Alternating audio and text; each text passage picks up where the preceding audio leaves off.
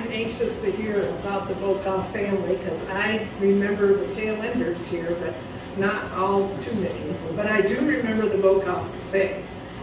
Dad did take me in there one time that I can remember. When I saw the picture that you sent of your mom behind the counter, I did remember those counter stools. And the other thing I can remember, I don't know if this is even a good memory. It's a good memory, but if it really was true or not. But I think Doc Meyer, if any people remember Doc Meyer, I think he was sitting at the counter and he was having cereal with a raw egg on it. And because Dad, it just slipped to mind, he said, yeah, he had to have his raw egg on his cereal. And I don't know why, but anyway. So, yeah. Okay. Are we close enough? Okay. So, we are going to learn about the John B. family and the 21 children. And Don and Denny are here to tell us about that. They have a family website that they maintain. And I just want to say a little bit about the Bokoff Cafe. And some of you probably will tell us more about it. But as far as I could see from newspaper clippings, it was an Akonis Cafe, the Knott's Sandwich Shop from 1941 to 44, and then Vance Coffee Shop, and for a little bit from 1950 of May to January of 51, it was the B&L Coffee Shop, run by Glenn Bachman and Miss Charity Long. I don't remember it. And then Vance Cafe again, and then they sold it to the Bokoffs. And then after the Bokoffs, we had a Fred Sathers and Rusty's Cafe by Mrs. Gertrude Avendroth. She was a girl. And then a Mrs. Ernest Moss ran it for just a little bit. And then way at the end, it was called the Dewdrop Inn by Jameson. And they just owned it too. I thought it was interesting that most of the cafes, sort of like today, a lot of restaurants really don't have a long running period. The Bokoffs, I think, was about the longest. And so even in the newspaper clippings later, they still referred to it, even though all those other people had owned it, they said the Bokoff Cafe. So I think it was known best that way. So without any more introduction, Don and Danny, I'm so glad you're here. And now Donnie in Wellsburg, he said he could be called Donnie in Wellsburg. They will tell us more about Logos. Thanks so much for coming. Thank you. So, speaking of the Donnie word, whenever I run into somebody from Wellsburg and I'm with my family, they address me as Donnie. My kids will instantly turn to me and they say, "Oh, they're from Wellsburg." So it's kind of our running joke. But thanks everybody thanks everybody for coming here. See a lot of familiar faces, a lot of family friends, Vi Adams, the Hippens, the Tessaws, everybody that has been part of the Bokoff family. We're so excited. Did it click it around? We're so excited to share a little bit about our family, about the Bokoff Cafe. But first of all, I want to give some recognition. Our whole family tree really started with Deb Starr's dad, Georgie, took it upon himself to start documenting all of the children. All right? And him and his wife, Betty, made countless trips to South Dakota, to Minnesota, all of those places to start taking pictures, looking up birth records in courthouses and things like that. He handed a lot of this off to Penny Hendricks Bokoff, who then customized a website. And we have got two websites here. It's bokoff.com and bokoff.org. It lists our family lineage all the way back to the 1600s. So I was going to print it out today, but I didn't have enough paper in my printer to print all that stuff out. So the Bokoff name. So it really comes into two parts. The first is Boker, which means beech tree. And Hoff means farm. Okay? So my great-grandfather, Baron, came to the United States in 1873. He landed on Ellis Island, and one of his sons, Jan, died aboard the ship and is buried on Ellis Island. He later he became a citizen in Hardin County on October 31st, 1876. And his son, John B., was born on October 14th, 1874. That is our grandfather. That I didn't know because he passed away before I was born. But that's where our Bokoff family comes from.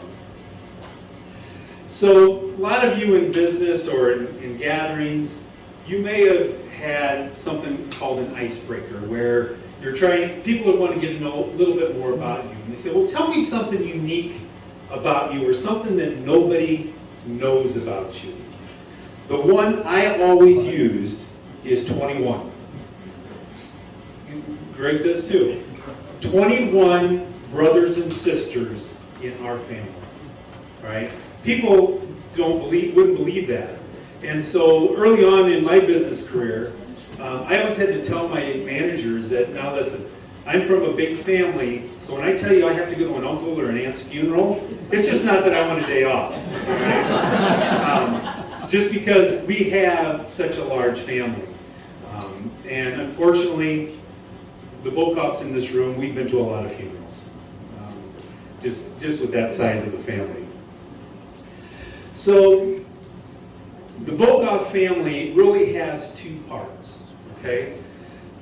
John married Mary Hemis on September 28th, 1899. And they had 6 children. They had Ben Bokoff, they had Fanny Bokoff, who later became Fanny Johnson, Anna Bokoff, who was Anna Chabering, Dirk, or as my dad always called him, Brother Dick. It was never Dick, it was always Brother Dick. Bokoff, Jenny Bokoff, or Jenny Van Heiden, and then they had an infant. To this day, we don't know if it was a boy or a girl. That part of history has been lost forever. Even, it was recently with Arnie. It was the last surviving Bokoff. That was a piece of information that was never passed down. So we just know it as infant Bokoff. And unfortunately, Mary died with that infant during childbirth. Mary had measles, passed that on to the baby, and then they both passed away. Okay. I apologize for the screen here. There's a lot of lighting here, but these are a couple of pictures. Over on the left is the actual memorial to our grandma. And then we've got some pictures. That's the memorial. That's a gravestone marker that's in Parker, South Dakota that Georgie took a picture of. That's on our website. And then this is the marker for the infant. Again, hard to see this picture, but this is the original 5 children with the grandma that we knew. Okay? One of the interesting things is there's a lot of families that have stepmothers, stepfathers, things like that. Never once did we hear any of these 5 children refer to Mary as their stepmother. It was always mom or it was always grandma. This picture was taken at a family reunion in the Wellsburg Park in 1979. Then the second part of the family is the grandma I knew, Mary Vanderwerf. All right? So we had 2 grandmas both by the name of Mary. And it's my understanding that the Mary we knew was the housekeeper when the other 5 children were born. So John married Mary on October 10th, 1912, and they had 15 children. All right? 1 grandma, 15 babies. So you do the math on that one. All right? This is the list of all of them. Our dad was the oldest of that second batch. He was given the name Simon. He was known by Sam. Ella, or Ella Bokoff, Ella Riepkes. Marie, or she was known more as Bertha Bokoff, Cannegator. John A. Bokoff, that was John and Carrie. Ernest Bokoff. Carrie A. Bokoff, she was Carrie Weirman. Albert Bokoff. Lawrence Bokoff, remember that name, we'll talk about him in a little bit. George, more commonly called Georgie. Grace, who is Gracie Hippen. We've got Lorraine Bokoff. All right, now, growing up, that confused the heck out of me. All right, she's married to a Bokoff. How does this happen? All right. Through the lineage and the research that they did on genealogy, they had to go back 8 generations to find that family tree. So there was a big gap in that Bokoff name. So it's not like they were marrying, brothers and sisters, things like that. Then we've got Evelyn Bokoff. That was Evelyn Lentz. We called her Patty. Esther Bokoff, that was Esther Smith. Marlis Bokoff, Marlis Clark. And then, I'm sure a lot of people in this room know this last name. That was our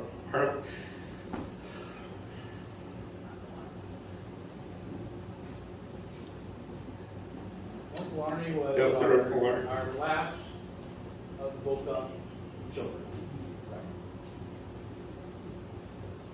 This is the picture of 18 of the 19 surviving children. Right? The only survivor that was not in that picture was Albert. He was up in the St. Cloud, Minnesota area. But we were missing Lawrence, and we were missing the infant. But again, in the middle, you'll see our little Grandma Mary. Again, a couple of pictures of her. She outlived 6 of her children. One of our favorite stories of our grandma is in her later years, she went to the Grundy Center Care Center. And Grandma loved her afternoon tea. A lot of the Bokoffs here knew that. So we would go visit her, and we always made sure we went in the afternoon so we'd go have tea with Grandma. So we'd put her in a wheelchair, we'd take her down to the cafeteria, and we'd have tea and the cookie. And then we'd take her back to her room. And there was a long hall that went toward her room, but there was also a hall that went to the left. And every single time when we got to that intersection, she would raise her finger like this and says, "Don't you take me down that hall. That's where the old people live." Grandma was one of the oldest people in that person. So when I introduced her to my wife, Janelle, we were sitting there and talking. She was asking a bunch of questions. She was still really spry. And so we got talking to her and said, "Well, how did you meet?" And, "Oh, we met at college." Then there was this long pause. And she looks at Janelle and says, "So I bet you guys see a lot of each other." Next, we're going to go with the service of our country.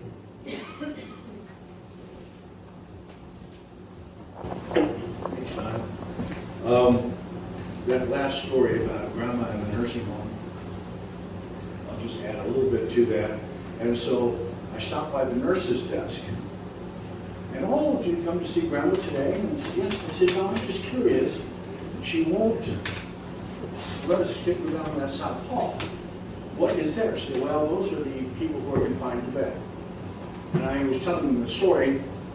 And I said, by the way, who's the oldest person in your nursing home? Your Grandma Mary, she's 94.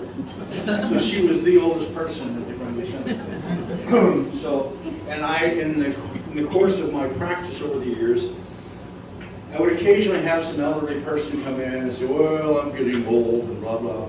I absolutely hate hearing that.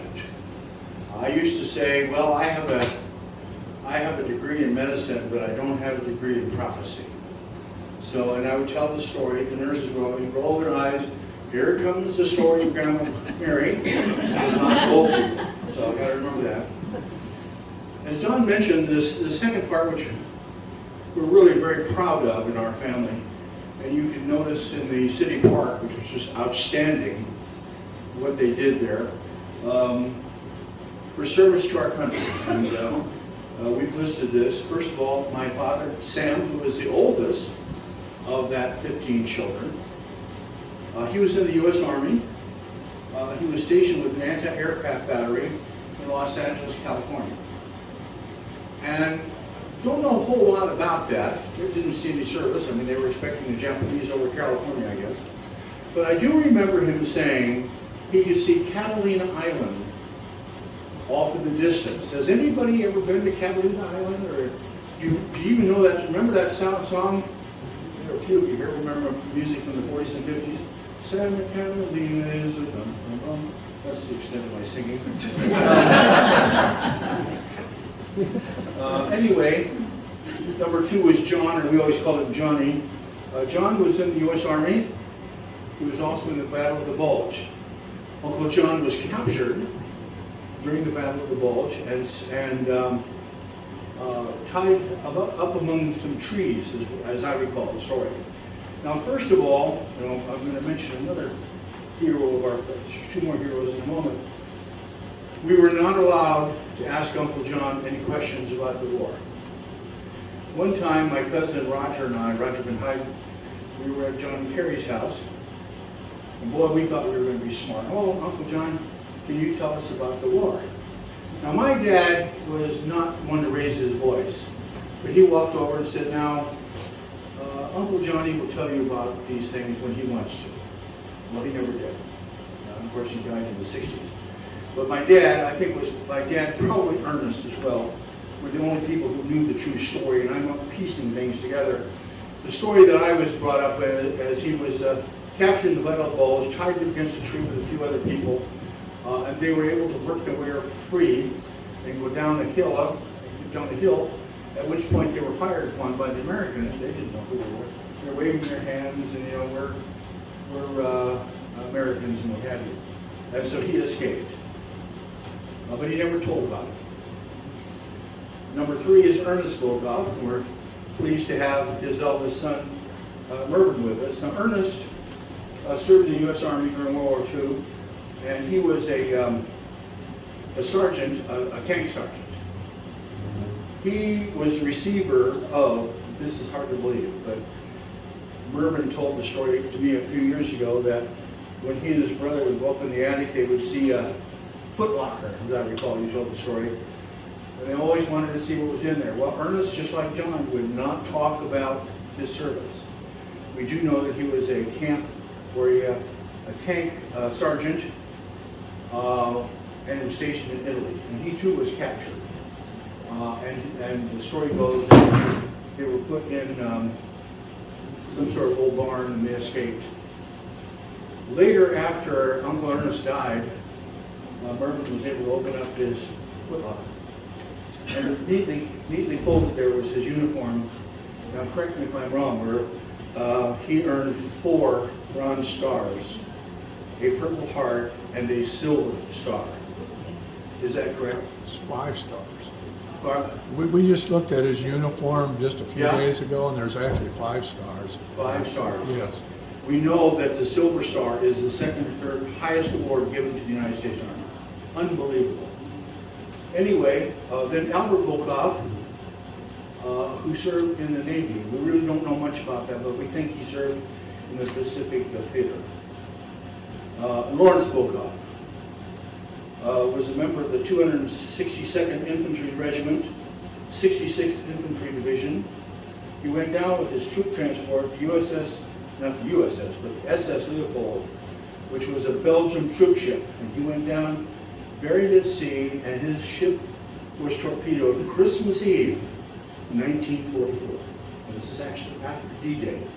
And there are books written about the Leopold. I've been, yes. One's called The Night Before Christmas. One's called The Night Before Christmas, and what's that one called? The Leopoldville. Yeah. Anyway, in 1998, during my 50th birthday, George, yeah, let me go to George and then I'll go back up to the morning stuff. Yeah, and then Georgie was in the Navy, and this was right after World War II. So Deb might knows more about it than I do. Here again, they didn't talk about it, did they? Nobody talked about it. No. We do know that George and Lawrence were very close, because we have several pictures of them outside of the old school building. I'm going to add one thing before that. Okay. In 1998, I went to Normandy, because I'd always heard of that, and I viewed the military cemetery at Colville-sur-Mer, which is above Omaha Beach. Now, I don't know how to shoot a gun, but if you gave me a gun and put me at that wall at Omaha Beach, I'll guarantee you I could kill some people. I mean, it was like shooting barrels, they used to say. So I got back, and Marlis Brenneman was visiting my mom one time, and she said, "Oh, Denny, did you see your uncle's name engraved at the wall of missing?" I said, "Well, no, I didn't know anything about that." So several years later, I went, and this is a sketching from the wall of the missing, the military cemetery in Colville-sur-Mer, France. There you can see the typical crosses and graves. Around the backside is called the Wall of the Missing. And I was visiting again with my French friends, and I had brought along some vellum paper and some charcoal. I wanted to do a rubbing. So I did a rubbing, and once I got to the gate, a lady who was the guide for the day, an American lady, said, "Oh, are you a relative?" And I said, "Well, yes, I am." She guided me like I was a VIP. I was with my two French friends. She guided me into a new visitor center, which wasn't here in 1998. She came out with information about Lawrence's service. She came out with an American and a French flag and a bucket of wet sand, which I'll tell you in a minute. She said, "Would you mind signing the guest book?" Now, I was born in 1948, and as Eddie Bokoff can attest, we heard stories growing up in World War II. And Lawrence was a hero because he was killed in action. And so I'm standing there in front of this guest book in France. And I was the first and only Bokoff to have visited this site. And I'm standing there thinking of something to write. And I told Don the other night, I wish I'd remembered what I wrote. But in essence, this is what I said. And I got very cheered up. I didn't know this man, but everybody else knew him very well. And I wrote something to the effect that I'm standing here representing the Bokoff family, paying our respects to our lost Uncle Lawrence of the 66th Infantry Division, and may God bless you, something like that. So we then went out, and I did this. This is the actual rubbing, this paper. I had to break it down because it says Lawrence A. Bokoff, 262nd Infantry Division, 66th Division, Iowa. And that is, here's a statue that's around the back. And these are the two flags that they gave me. And then she had this wet sand. I'm thinking, what is this? All these engravings are on the marble. But when you put wet sand there, the name jumps out. As you can see, we're welcome to look at this later, where you can see Lawrence Bogoff. So I got home, and I put this together, and I thought, no, my Uncle Arnie needs this. And this is what I wrote to him. I hope I can say this. For my dear uncle and friend Arnie, in memory of your brother Lawrence, who gave his life for us, rubbing done on July 1st, 2015, at the Temples of Missing, Normandy, France, with all my love, Denny. And I remember coming home and having a message on my machine, and Arnie says, oh, that was the most wonderful gift I've ever received. Because I felt my Uncle Arnie deserved this rubbing, not me, and then hopefully someday it'll pass down. So I guess I'm going a little long here, I'm sorry. This is, let's see, okay, I recovered. By the way, an interesting fact is this military cemetery, if anybody has seen the movie Saving Private Ryan, see this? As they're walking along that wall, on the left side of it is Omaha Beach, and up above is where the Germans were, and to the right is where the cemetery is. Over 9,000 soldiers. On the wall of the missing, I recall there were like 1,500 names. Over 800 of them are from the SS Leopold. So they knew this very well about the Leopold. And Don has here a picture of the actual Leopold as well. Anyway, this cemetery is United States territory. It was given to our country by the citizens of France to be held in perpetuity in honor of those who died there. One other fact that very few people know is they're all crosses and stars of David, and they all point west to the United States. That's why they have an unusual alignment. I thought that was kind of interesting. The next part is yours. All right, so we're going to transition. So keep this in mind. What would you do if your significant other came home, walked through the door, and said, I quit my job? The next statement was, I'm buying Vance Cafe. My mother, who had a little quick tongue, said, well, I'm not cooking. So our dad had absolutely no experience cooking. He had absolutely no business experience, but he went out and bought a cafe. He spent a month, as near as we can tell, he spent about a month training with Paul Vance, and then basically got handed the keys to the kingdom, and born was the Bogoff Cafe.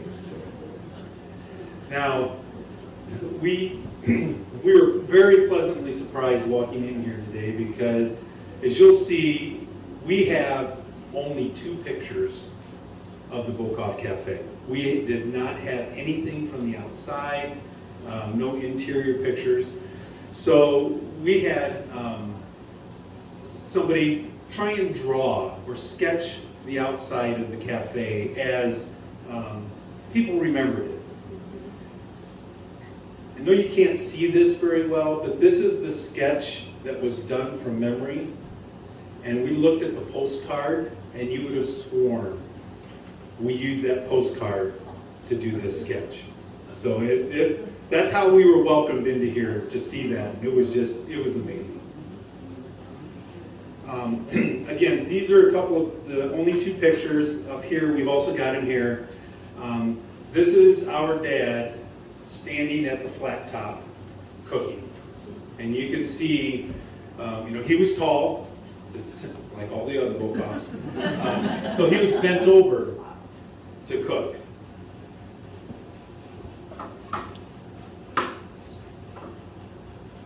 This is the only picture that we have of our mom in the restaurant.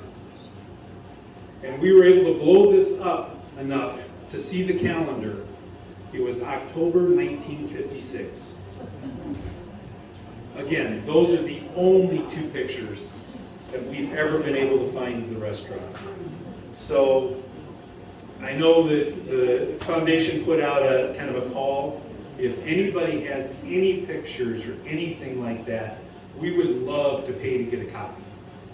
It's part of our history that we don't have much information, especially pictures.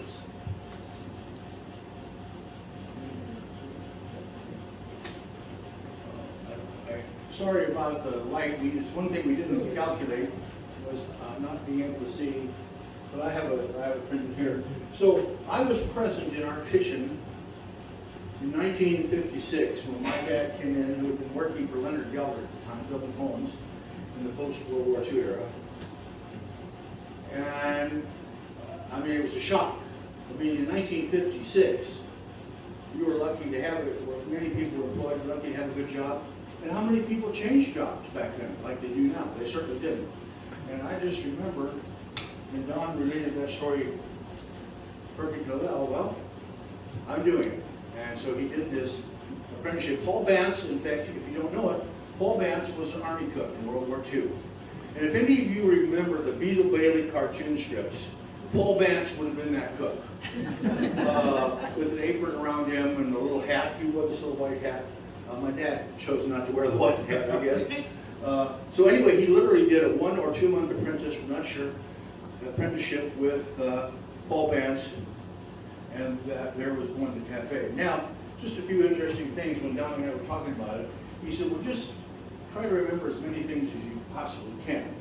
For example, the sketch he showed you was done by my ex-wife 2 days ago in Florida, purely from my memory of what it looked like, and we were pretty accurate at that.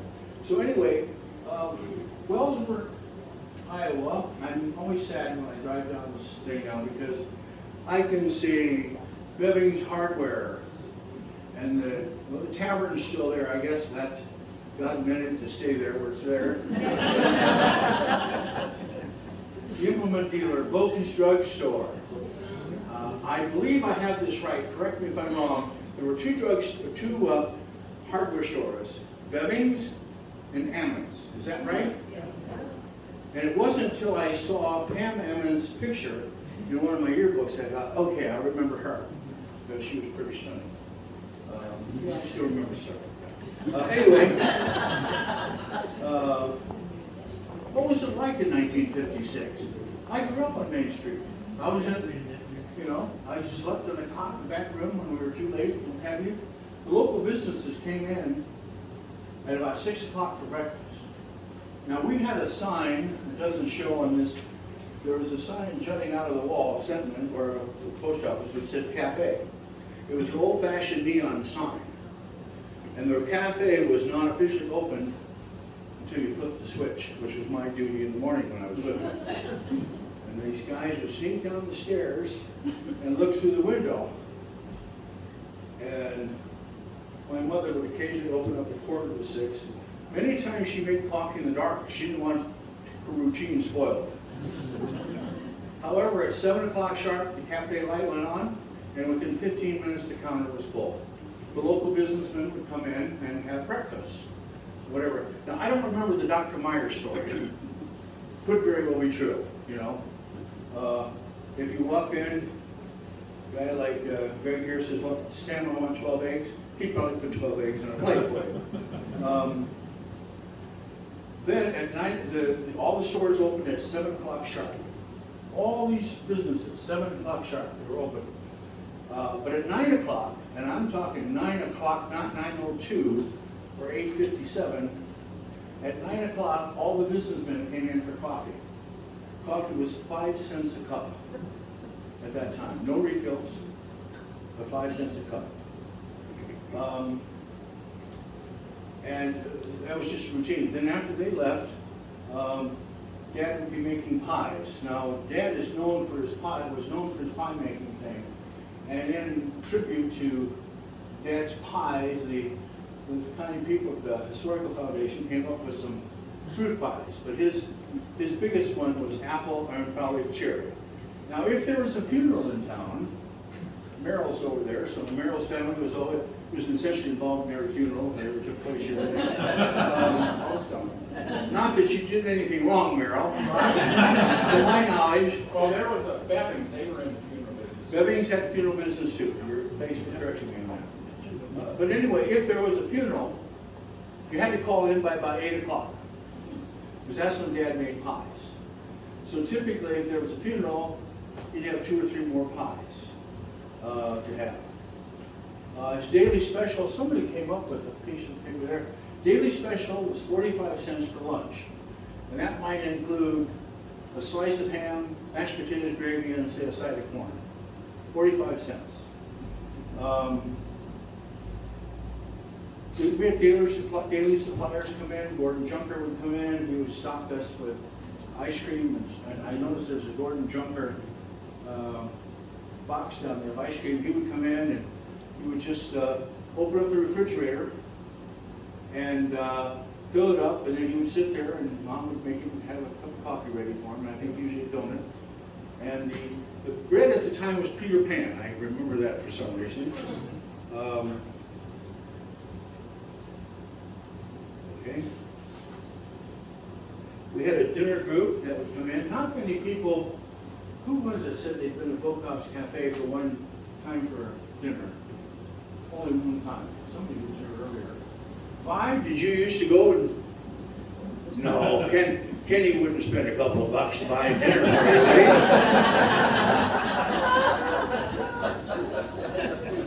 Vi Adams and her family are some of the oldest friends of our family. I think Dad and Kenny went into service about the same time, didn't they? I think Kenny painted the Bokoff sign when it converted from Pants Cafe to Bokoff's Cafe. And most importantly in my life, Kenny, Bud as we called him, made the shingle when I became a physician. And that was so very, very meaningful. So we wanted Vi to have front row seats here. Now I get first dip on that chair, but whatever. Okay, so we had a dinner group, not as big as say the lunch group. Basketball games. I never saw the last 4 or 5 minutes of a basketball game. You had to wait. Mom would say, "Let's go." We'd hop on the car, drive up, and Dad would be making hamburgers. Bernice has an interesting story here coming up too, but he had a stack of hamburgers. Now normally if you came into the cafe during the day, you said, "Well, Sam, give me a hamburger." You'd have a hamburger, and it would be on a plate, and it would be 25 cents. If you ordered a hamburger and french fries, it would be on one of these oval platters with a hamburger and a stack of fries. It was 50 cents. But during basketball games, so we didn't have so many dishes to wash, the hamburgers were wrapped in wax paper, big squares. It was my job to wrap. And I remember the first time he said, "Dad, look at this. We had a stack of hamburgers." He said, "Oh yeah, we'll be making more." As soon as the ball game was over, all these people would fill up. Now, Bokoff's Cafe, for any of you who were in the sporting events, was well known as a hangout after basketball games, especially, of course, the boys don't count because we never won many things. But the girls' basketball team continually won various games. And they would all come in. And one of the things that occurred one time was apparently the superintendent or whatever wasn't around to bring the trophy home. It was a sectional or district trophy.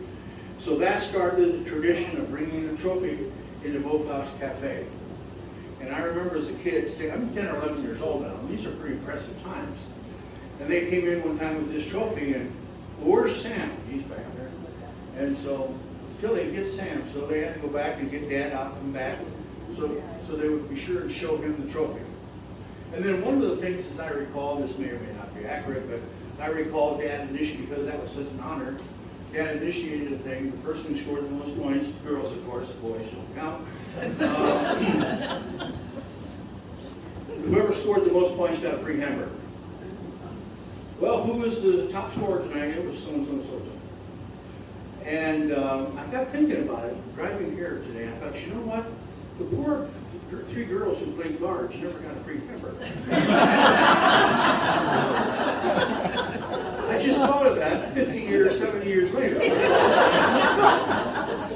Anyway, what I do remember one time they came in and they said, well, now, Sam, we have a problem tonight because we had two people who were the top scorers. Dad said, well, I'll make 2 hamburgers then.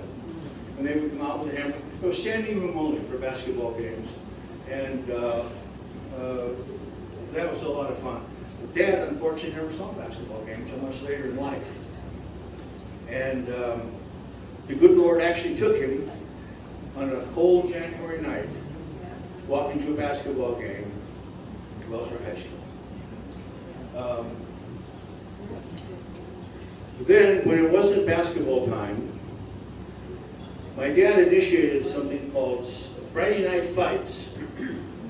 Let's see, there's some guys here my age, or older, I think. Gillette Cavalcade of Sports. Okay, now here comes my fantastic voice again. Ba-dum-bum, ba-da-da-da-da-da-dum-dum. And I looked up that song.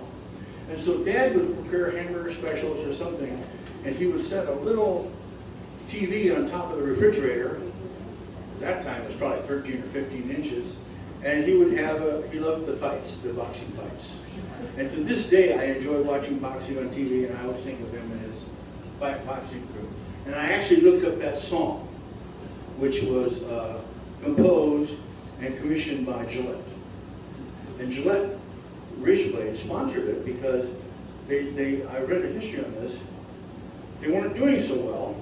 All of a sudden, they started sponsoring sports and had this song, and their sales like tripled in a month. Razor blades. That wouldn't happen today because everybody's got, beards on. Oh. One thing I remember in the wintertime was sledding. Now here, you wouldn't dare do it because it would be too dangerous for anybody living. They didn't want you to shovel the snow down Main Street because somebody would come in with a pickup or a tractor, hook a toboggan behind it, and we would be driving all around town. So they would get cold, and they would come into the restaurant where we had an old-fashioned gas stove. They would take off their gloves and their mittens and boots, and they'd stash them around there to dry, and Mom would make coffee or coca or tea or something like that. Well, guess who wanted to ride on the toboggan? And I said, can I go? Well, finally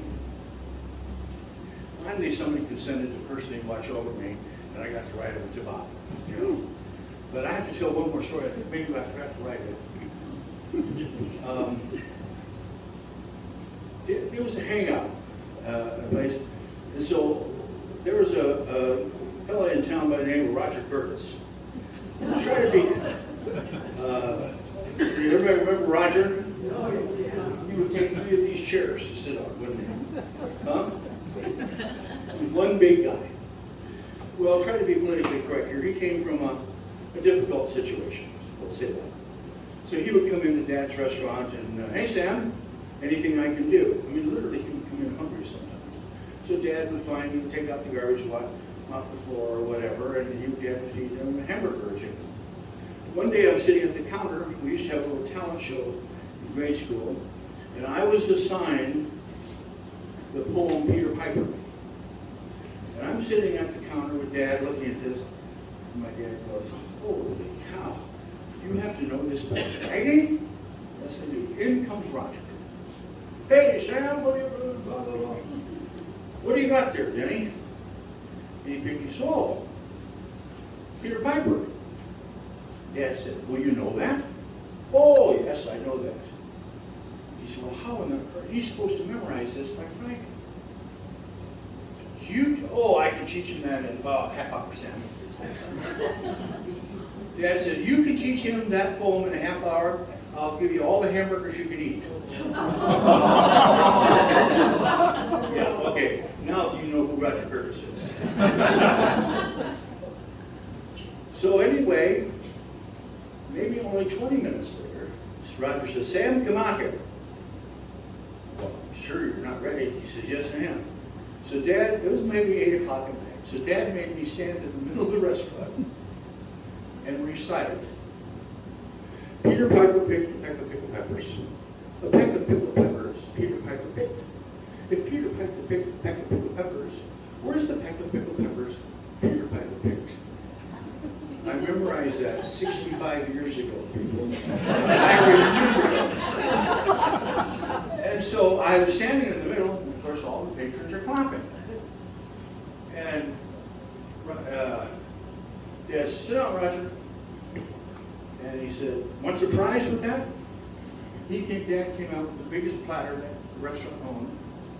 There were at least 3, probably 4 hamburgers, a pile of French fries that would feed most of us. Well, what do you want to drink, Roger? You want a malt or something? Oh, yeah, I'll have a malt. So Mom made a malt on a machine very similar to this one right here. And Roger ate everything on his plate. So anyway, it's just a fond memory I have. And one other thing, Dad owned the post office, which is a funny thing people hear. And he got $40 a month rent for owning the post office. And every month, Richard Clausen, postmaster, would come down with the check, hand it to Dad, and they would sit and have a cup of coffee. So those are my recollections, because I grew up in How many people remember 1956? Come on. There you go, we got a few of you. Yeah. You remember 1956. I'm sorry he never took you down there for a cup, even a cup of coffee, did he? And he was one wonderful man. And we're going to end this. Don has some other ideas here. So we've got a few more stories. Again, I wasn't around, but those were passed down to me. The banker's story. So, I'm sorry, I forgot. Can I tell that one? yeah, go ahead. Make it short. Okay.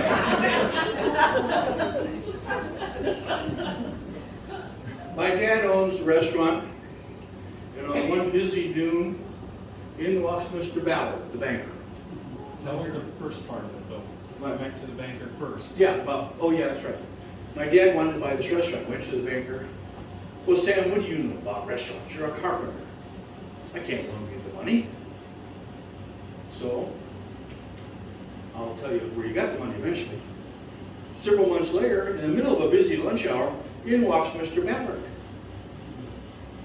No place to stand, no place to sit. My mom, he wants to talk to Dad.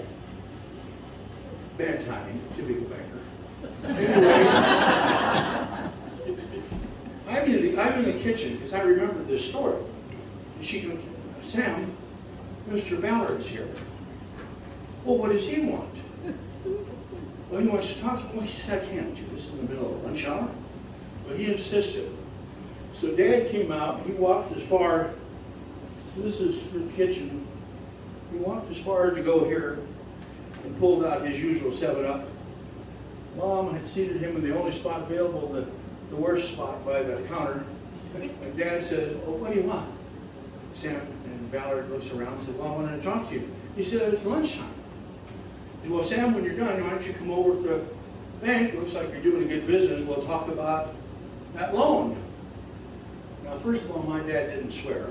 So you have to figure out what word this is. I don't need your GD loan. Now get the hell out of my restaurant unless you want to order lunch. Most of the people in the restaurant clapped. My cousin Mervyn did not know this until just a few weeks ago. His father, Ernest, the soldier, that he got out of the war, loaned my dad the money to buy the restaurant. You didn't know that, did you? My dad told me one time he paid that off in 3.5 years. That kind of goes to the strength of our Bokoff family, I think. So a couple of other things real quick. As a successful business, all of a sudden, people in the community are coming up and wanting our dad to be mayor. Well, my dad had absolutely no interest in that. So they thought, well, if you don't want to be mayor, how about be on the city council? Well, that didn't fly either. So he wanted nothing to do with that.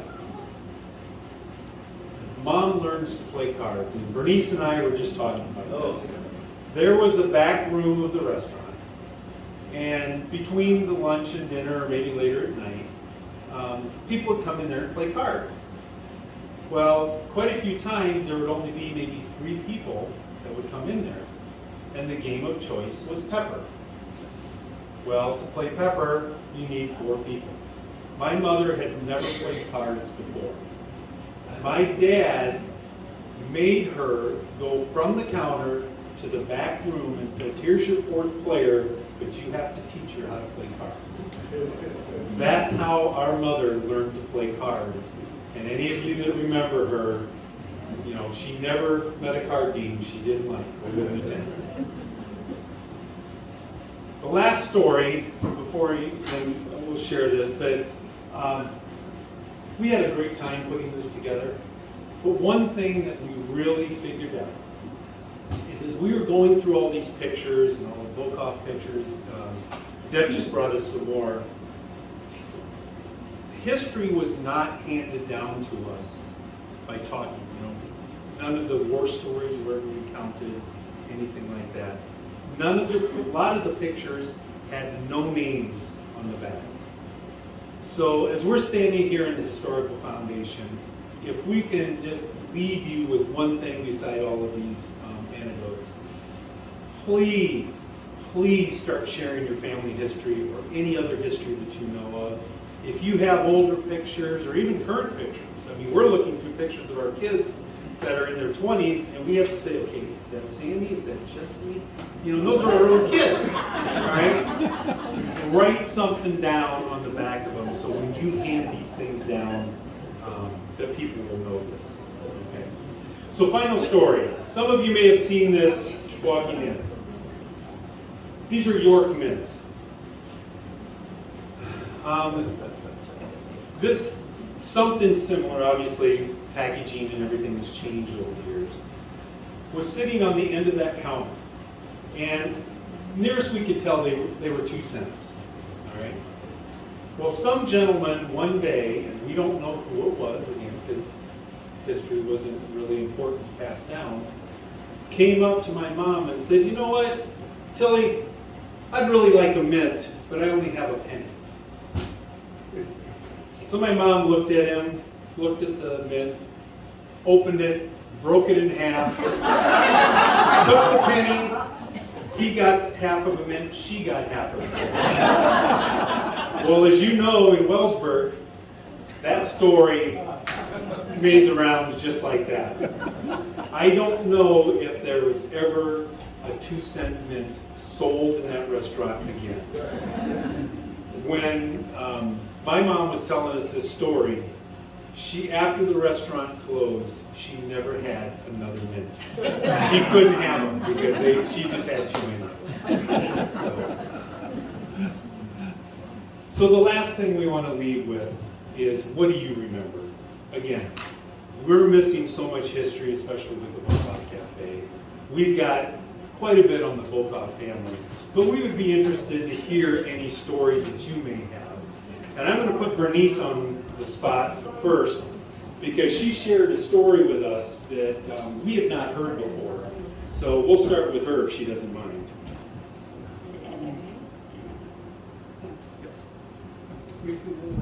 I came to Wellsburg when I started high school, and we were in the old schoolhouse. No cafeteria.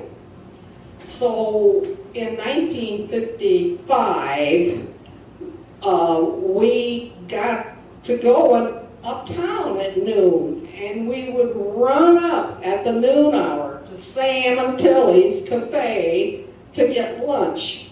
And Sam would be waiting for us. He'd have this big platter full of hamburgers because he knew all we kids from high school were probably coming up there getting our hamburgers because we had no cafeteria. Another thing that was a great big seller was his hot hamburgers and hot beef sandwiches. all that potatoes and gravy and bread. Oh, really good food. And we got to go there until I was a junior in high school. Then we got the new schoolhouse. Shucks, we had to eat there. Hey guys, my mom worked there. Who else has any stories? How many people have actually eaten in the Volkov Cafe? Wow. Wow, that's neat. That's neat. I have one more story. Let's see, I've been retired 12 years now. Let's say this happened 14 years ago. As you know, I was practicing emergency medicine. My last place was in Clinton, Iowa.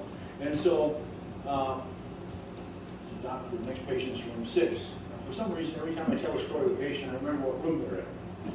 So, it's in 6, and I walk in, and I remember what gentleman in his 70s or 80s. I don't remember what was the matter with him, but I had my lab coat on my name, and he looks and he says, Volkov? My goodness, I know that name. I said, you do? Did your parents used to own a restaurant? And this guy was had been a traveling salesman, and he always times his route, so he would stop and have lunch at the cafe.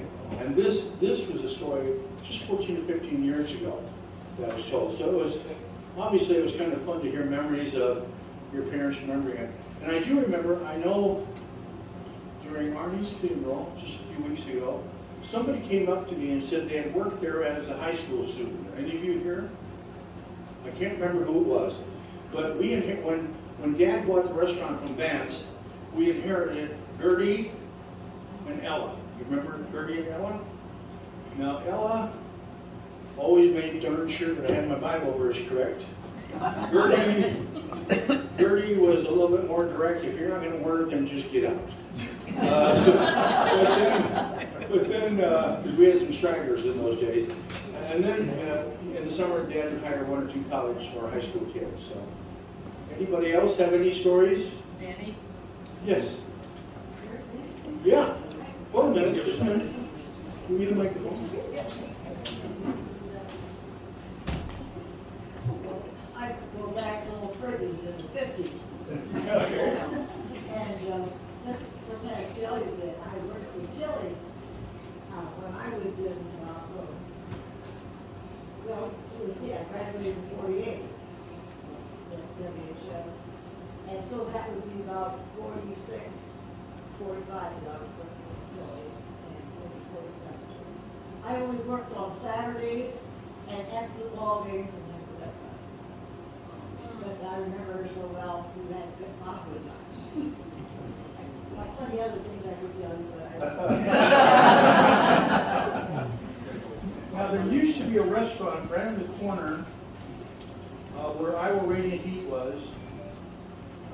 Does anybody remember the name of that? I couldn't remember. I think my mother worked there. Joe Westcott. Huh? Joe Westcott, Joe Man on Brand. Okay. And I think Mom worked there, didn't she? Yeah, okay. He was from Germany, and we couldn't speak English. Couldn't speak English? Oh, I didn't understand.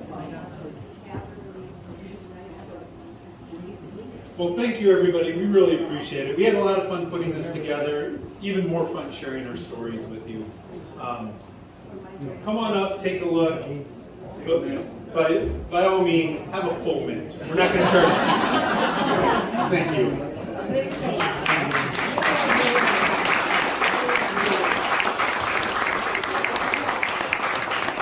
Wonderful memories. One thing that I found newspaper account was December 6th of 1956. The Volkov Cafe was robbed of $23.25 from the cash register when robbers broke in from the rear back glass door. And Dr. Peck's office was also robbed that same time of $520 worth of narcotics. So the FBI from Des Moines was called in to try and solve the crime. I don't know. And then they said one other thing. Court Niederhoff Oh, they also robbed Sedman's Dodge panel truck and took off with that. And then Court Niederhoff saw the truck, parked in Eldora and reported it to Sheriff Meyer. And he and Jake Lindeman went to Eldora to pick up the truck. That was a newspaper account this summer. I remember the FBI coming in with a guy with a hat on, and I was looking because he had a gun. And he sat down at the counter, and he had a mug shot. Yes, well, I don't know who it was, but then all of a sudden, he put in, the guy had remembers a man sitting there. He remembers a stranger coming into town, and he had a hat, never took his hat off. So I remember the FBI agent put a thumb on the guy's forehead, so then this is that. Dad said, that's who it was. Immediately. Yeah, so, because they did say they had witnesses of it. People had seen the guy. Yeah. But anyway, okay, so our next program, next week, or 3 weeks from now, will be on H&H Implement. And we'll have Heinrichs and Huesman's here to present that. So, and you can see we have a little bit of the memorabilia up there ready. We always welcome new memberships. Our historical foundation is working overtime this year with this building, and we also did a landscaping project. So we did have some unexpected expenses this year. Donations are welcomed as well, but there are membership forms if you'd like to be a member, which will get you a newsletter every year. And they're back over there, Marcia is holding one up. And they're $20 a year. So we'd love to have some new BOCOP members. And let's see. We will, drawing. Marcia, do you want to do the drawing a minute? We'll draw a couple names. We're giving away one of the quilts, which is way up on top there. And anything off that first top row. Those are our for sale items. So go ahead. Star. Which, say again? Chad. Chad? Oh, okay, Chad. You can take your pick over there after bid. And Arnold Niederhoff. Okay, Arnie and Chad. So you can help yourself after bid for that. Okay, so we're getting the pie out and make yourself, you can walk around that way, and there's coffee and lemonade as well. So enjoy each other's company and reminiscing. Thanks again.